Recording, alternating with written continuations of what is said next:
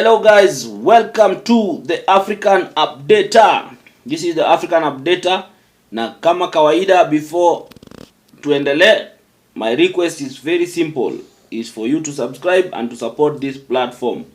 So I'm going to give you a second to support this platform, and then I will come back with my analysis and of the video or the content of this video. So take us a second to subscribe, and then I'll be back.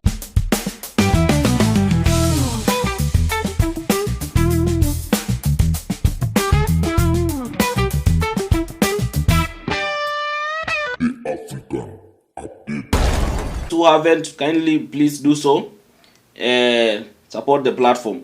So yesterday parliament ilitoka recession, and they hold walikuwa na session jana, and apparently mambo ni kama ilichemka ama ilikuwa karibu kuchemka, because remember, after the court ruling that Azimio is the majority party, now the professors of law na wale wenye wanajifanyanga wanajua sheria na everything have all been interpreting that ruling, and they are doing so at their interest, just serving their interest.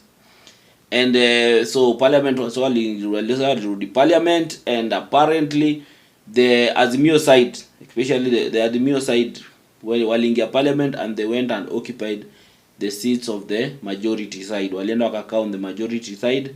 Junet akajiweka yeye ndio sasa majority leader. Remember, Junet was the minority leader, and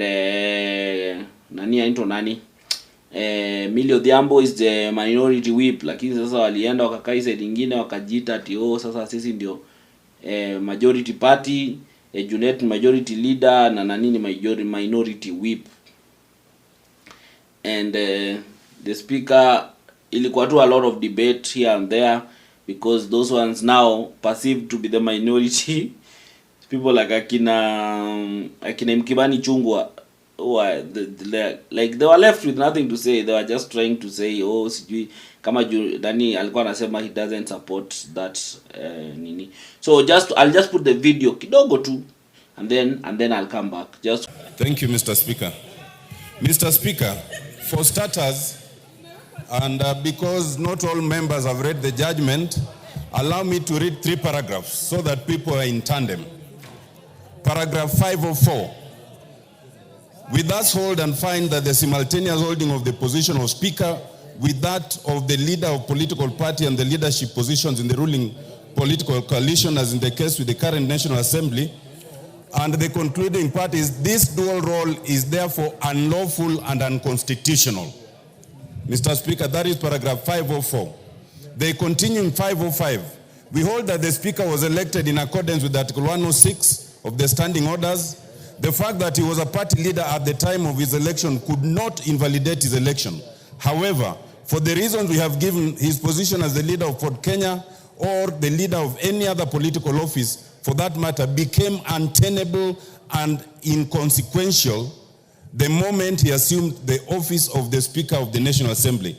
He could not, and he has no capacity to perform any other functions as a leader of a political party or a political organ, as long as he is the Speaker of the National Assembly. I've referred to 2 paragraphs, 504 and 505. That is on whether the court expressly found the 2 offices untenable. And I will be making a concession separately. Now, 508, and this is important because I think we are debating in ignorance, Mr. Speaker.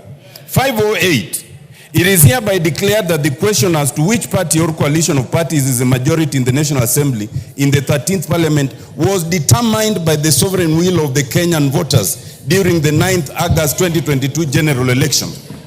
It continues, Roman 2, it is hereby declared that the Honorable Speaker's ruling on determination contained in his communication of 6th October is null and void.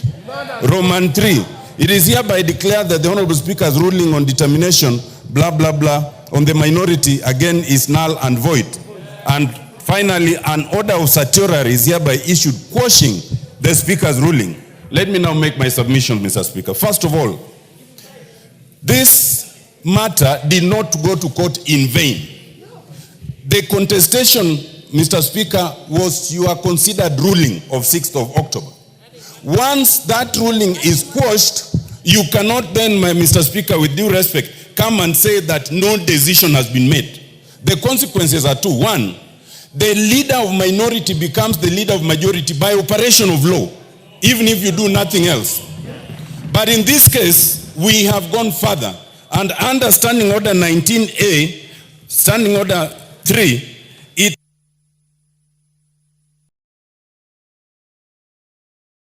I'll add you 1 minute. 1 minute. Mr. Speaker, under 19A is very clear. The majority party whip shall communicate the name of the members elected under paragraph 1 to the Speaker in writing. And that was already done by the Honorable Millie Mabona. That settles that case. Mr. Speaker, the only way we can start debating whether this decision quashes and changes the position of majority and minority is if we want to practice impunity. Mr. Speaker, and I agree with the observations, it is not in this forum to question the reasoning in the judgment. That must be questioned elsewhere. The only issue is it the finding of the court? And it is. And if we are to be a country that practices the rule of law, let it be appealed. But until then, let it be implemented. Let the Honorable Junet Mohammed be the majority leader. And it does not matter whether you are in government or not, because we are not debating who's in government and who's not. We are not debating the reasoning.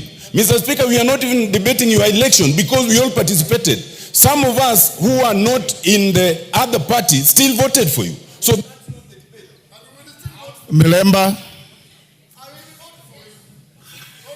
Is Otieno Omolo doing an interpretation of that ruling, and as you understand that he's a senior lawyer and he understands this thing. So they were trying to interpret, even the speaker Wetangula tried to interpret, because he was trying to exonerate himself that the ruling was not about him nani, so he still remains the speaker nini. And you know these things, sometimes people watu wajaribu tu kuvuta side yao, huyu anataka kuvuta side yake, huyu avute side yake nini, so at the end of the day unapata like it's a whole mess. Unaelewa? But the reality is the ruling is very simple. Azimio is the majority party. So I don't know, because the speaker said he's going to make his final ruling on Wednesday, which is today, that or concerning that matter. I don't know, he's going to make a final ruling again on what? He's going to rule on what? The constitution, the high court, the court already pronounced itself on that matter.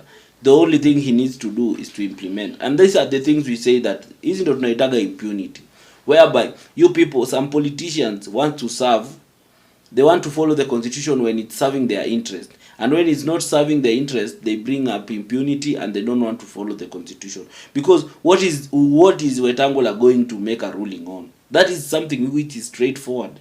The court has made pronounced itself according to the constitution and other regulations in the law. It's very clear. If the court has said that Azimio is the majority, then that is it. Because if it's going to rule otherwise, that the status quo remains, then that technically means that we are going to have chaos in that parliament. Because the minority, people like Junet and the ODM and other brigade, they are not going to accept. That is not the court ruling.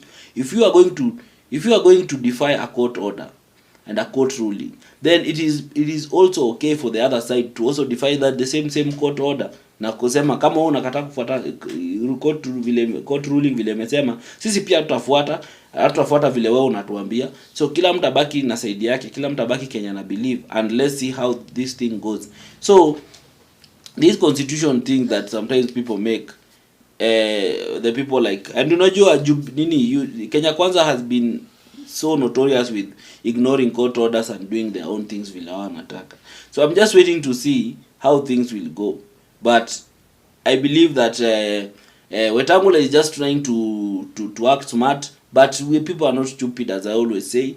We all know. So if Wetangula decided to pronounce himself otherwise, then trust you me, that parliament there's going to be chaos in that parliament, because these other people are not going to accept. Unaelewa? They are not going to accept, because sasa the ruling has been made, which is very clear. The only thing they need to do, and it is, I don't see then if there's any nini, they are broad based, whereby they are now like almost all of them in the government. So why is it difficult for you to just give this, to just follow a court order, so that next time hata nini ruling ikimekiwa somewhere, the other side will follow? Because right now you cannot just make your own rules and then you expect the other side pia wanyamaze ati waseme sasa speaker amesema. That thing will not work. We are waiting to see what the Wetangula will decide today, because he's supposed to make that ruling today in the afternoon. So let's wait and see. But as far as I'm concerned, whatever that guy is just doing is just impunity, because that constitution, that ruling has to be implemented the way it is. They can sit down and renegotiate and do other things, it's okay, because there are some arguments that nilikuwa nafikiria people are arguing in that parliament. I was like, this is very sad. Someone like Osoro calls himself a lawyer, but his arguments sometimes zinakuwa like, mtu hata you are just a lawyer on paper, but on practice you are not a lawyer. On reasoning you are not a lawyer at all. Yeah, and of course you could have seen the faces of people like Kimani Ichungwa. I think reality is hitting Kimani Ichungwa pole pole, and soon he's going to realize that, hey, this thing, it's coming. Yani hii kitu inaisha. The influence and everything inaisha, because you could see Kimani Ichungwa, as much as he was arguing that he doesn't support that ruling, it's okay not to support the ruling, but that is how it has always been. Rulings are made whether you like it, for your, they can make you happy, you can like them or not like them, but you have to follow them. That is how it is. Even those people in Azimio, when the court, when Koome and his crooks ruled that was wild goose chase, juhotea nini, as much as people disagreed, they accepted and they moved on. So wewe pia, it's upon you to accept this, the same way you accepted the other ruling of the Supreme Court judges, and you follow, and you told the Azimio side to follow the vile nini mesema.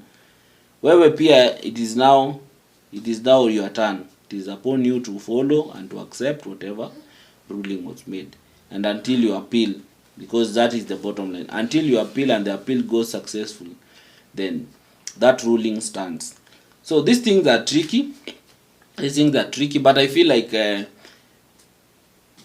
this kind of rulings, why do I have a feeling like Koome is the one behind all these things? Because remember, kuna time kulikuwa na Koome was under pressure, he was being forced by executive, they even wanted him to resign. They were trying to build a case around him to resign in.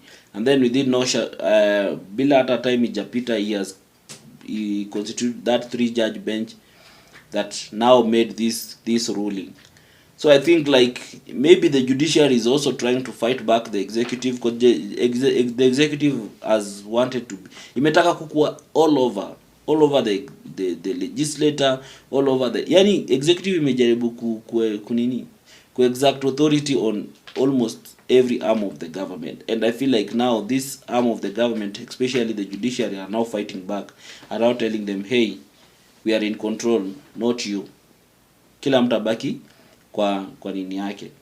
So I think this is also judicial, I don't know, tunaita judicial what? Whether politics ama nini, I don't know how to call it. But let's wait and see. Okay, that is my analysis around that matter. As I always say, mimi, I'm always for the truth, I'm always for what is right. So hii mambo yenye unapata ati mtu anataka ati a sound nini, no. I'll always stand with what is true and what is right, and what is there in the constitution. If it is wrong, it's wrong, we call it out. If it is right, it's right, we call it out. So thank you guys. Thank you for subscribing to this platform. Thank you for the return subscribers and everyone who has been watching my video and sharing.